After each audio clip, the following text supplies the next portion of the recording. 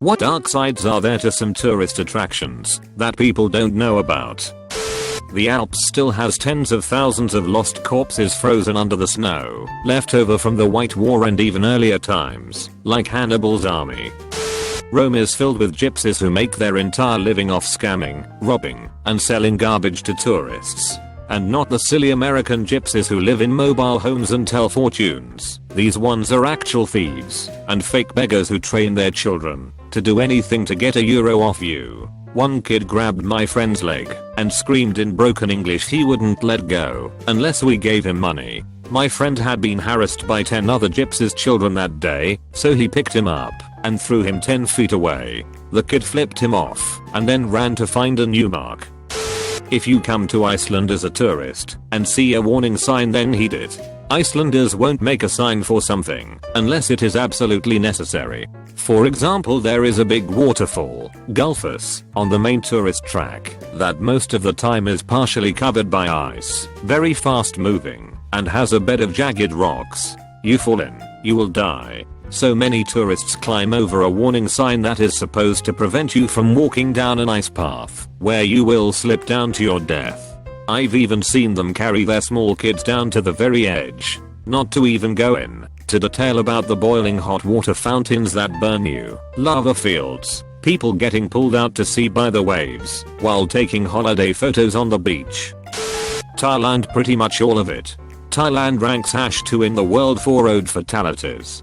Prostitution and HIV. Lots of drugs. Police are extremely corrupt. The government is extremely corrupt. Mosquito with malaria and dengue fever. Cobras, VIPs, scorpions, and giant centipedes. Pretty much no law enforcement of any kind, environmental, industry, traffic, etc. Except to take bribes from tourists. The education system sucks. Human trafficking, especially in the fishing industry. The use of banned pesticides on food supplies. There is a lot more to add. Mohegan Sun and Foxwoods casinos are so huge, I'm convinced people get away with living there. I worked at a retail store at one of the casinos, and every time I had a morning shift, this weirdo would pop in and take a handful from the free samples bowl. He'd be muttering to himself and just looking all shifty-eyed. I also heard a story about 20 or 30 years ago. Some old guy sat on a bench at the casino and died. Nobody noticed for hours. They thought he was sleeping. IDK how true it is, but it seems likely. So many of those animal experiences, especially in developing nations, are just so horrible it irks me every time I see someone patting a tiger. Knowing that the poor animal has been bred in captivity to live this horrible life, never given adequate space or living conditions, that they've been drugged to make them docile. I wish people would actually check that these places treat animals humanely before they went. A town in Germany called Regensburg has a town square that has a bunch of stores and a church, and is popular with tourists and natives alike. What often isn't known is that the area used to be the Jewish ghetto. Back during the Renaissance, people were fine with the Jews because everything was good, but when things got bad, they got the short end of the stick. They had 4 days to leave the town, and the ghetto and their cemetery were destroyed.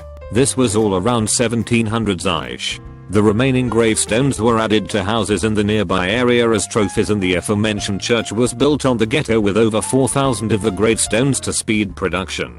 There is a monument of the foundation of the old synagogue, but a lot of people still don't know about this. Fun fact, Kepler lived here. Berlin is full of them. Most tourists come to see the remains of the wall, but never hear about the Allied strategic bombing, or the rape of Berlin. They know about the Holocaust, but they rarely really think about it beyond Jews died. Lots of places go unnoticed. Hitler's bunker is now a parking lot. The monument to book burnings is relatively hidden. The destroyed buildings were razed and rebuilt. I'm very late to give my side of this story. This is a bit more well known than some others, but around Mount Fuji, there is a forest called, which is the official name, but it's referred to as the Suicide Forest. The volcanic rock under the forest interfere with cell signals, compass needles, basically anything that can save you. It's not very dangerous and is super beautiful. I've been there. It's not dangerous unless you get lost. Once you get lost, you're screwed. Due to the slow escape rate, or whatever you call it, people end up committing suicide there, which led to that place being the ideal suicide spot, even if you are not lost. Every year hundreds of bodies are found. The one time I went there, I crawled into an icy dark cave to see if I could find any cool rocks to add to my rock collection, which I did, but I also found a noose. In Amsterdam, a lot of the girls you see in the red light district are a result of child trafficking. This is one of the reasons that, if you take a picture of them, there is a high chance that someone will come out, beat you up, and steal your phone/camera. People don't want these girls to be seen around the world. So next time you go there and think it's good fun to absorb the culture and pay for a prostitute, think of the families that have had their daughters taken away from them so young who don't know if they are still alive or not. Most of the employees at Disney World in Florida make a pitiful wage. That guy that just let you in the park, he has 4 roommates in a small townhouse just so they don't live in the ghetto. The guy handing you your food at a counter service location definitely has 2 jobs, so he can afford to buy groceries. Dubrovnik, Croatia. Prices are so high that you are paying 5,6 almost up to 10 times the prices for everything. From fancy food and hotel rooms to bottles of water and bread, you would pay another citizen. Most of the locals barely afford to live there, and they have to resort to selling shitty souvenirs made in China. Also, the popular party beach of Zresen is a giant sausage fest, so don't bother going there if you are looking for sex. Not really a dark side, only a heads up. Camel rides at the pyramids in Giza/Cairo. The drivers will take you out into the desert past the pyramids for the best pictures, then shake you down for extra money or threaten to leave you out there. Or worse, there are reports of women being raped with the same scenario. I'm from New Orleans. The disparity in lifestyles downtown is drastic and unnerving. Bourbon Street. So many people indulgently drinking themselves into a coma, while a block or 2 over at any time of day there are people struggling to find a solid meal. While right next door in the central business district the ex-con executive drives his Bugatti out of a garage within plain view of the homeless guy digging through the trash for his next meal. Making what you earn or deserve is fine, but you have to question a system that essentially ignores the less fortunate. When in Nick and riding the subway, try to know where you are going beforehand. You don't want to make a mistake and end up in a really bad section of the city. Ask the conductor if you aren't sure as a last resort. Try asking other passengers first. Minimize what you say. We don't need your story, just where you are trying to get to. New Haven, Connecticut. We are home to Yale University, and if you come here to see a Yale event, you're only going to be shown the richest, safest parts of the city. They won't show you the bus stops where people fight and sell drugs, or tell you that the police rounded up all the homeless people right before the tourists arrive for graduation. Many of the red light district workers in Amsterdam are actually lover boy victims, or victims of sex trade, lured to Western Europe under false pretenses such as a professional dancing career or modeling career. Many are suffering from Stockholm Syndrome, and most don't know. Source: met a lover boy survivor in group therapy. From India. Ayurvedic massages are good.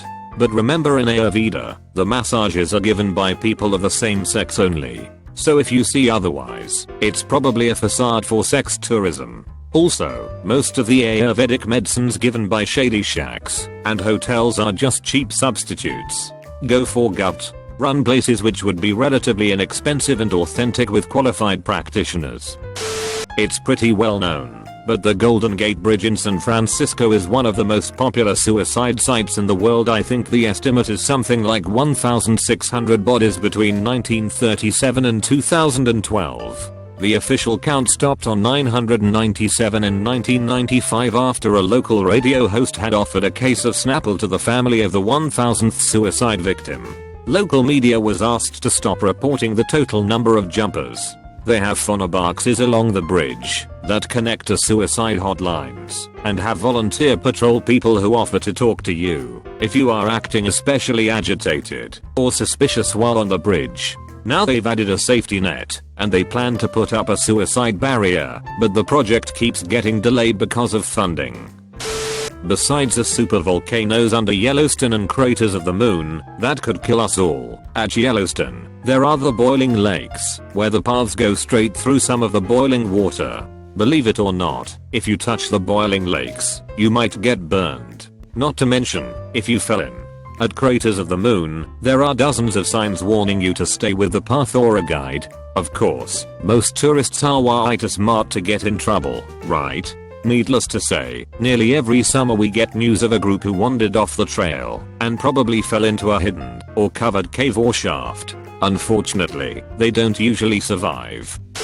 There are more deaths than you'd think at Disney World. Ignoring the accidents, heat stroke, heart attacks, etc. There are many people who commit or attempt to commit suicide while in the park.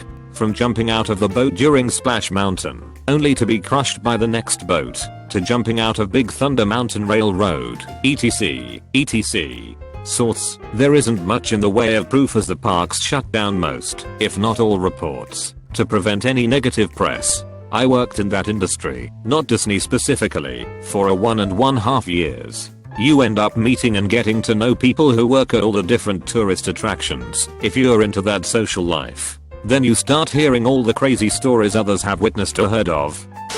In 1906, the Dutch stormed the southern kingdom of Baden in order to gain control over Bali. This resulted in horrific battles and the loss of many Balinese lives. News of the event brought on strong protest in Holland, resulting in a change of strategy and position of the Dutch colonial control in Indonesia. Ultimately, this led the Dutch to reconstitute the image of Balinese culture as enlightened under colonial ruling, a place of peace, a lost paradise, where locals are untouched by wrongdoing, while sweeping the Dutch atrocities under the table. The image was so well received by the rest of the world, the Dutch effectively forced the Balinese to uphold it. They had to make art, build and tend rice fields, all in the traditional style. TLDR, the Netherlands create the lost paradise image of Bali after invading it. I'm Mexican and don't travel to Mexico. The popular resorts try their best to keep tight-lipped about the cartel influence and violence, but it's simply everywhere. Combine all the fighting between cartels throughout Mexico with the fact that the majority of government is paid off by these cartels, makes me look elsewhere to go on vacation. New Orleans is a human sex trafficking hotspot, especially around Bourbon Street. People get kidnapped around the Bath streets, especially where dumbass tourists get blackout drunk in public because it's New Orleans. That's what they do here, and sold off as sex slaves. This doesn't happen often overall, but relative to other cities, it's really common. Women primarily, but men as well, and of any age. Human trafficking is America's best kept tragedy.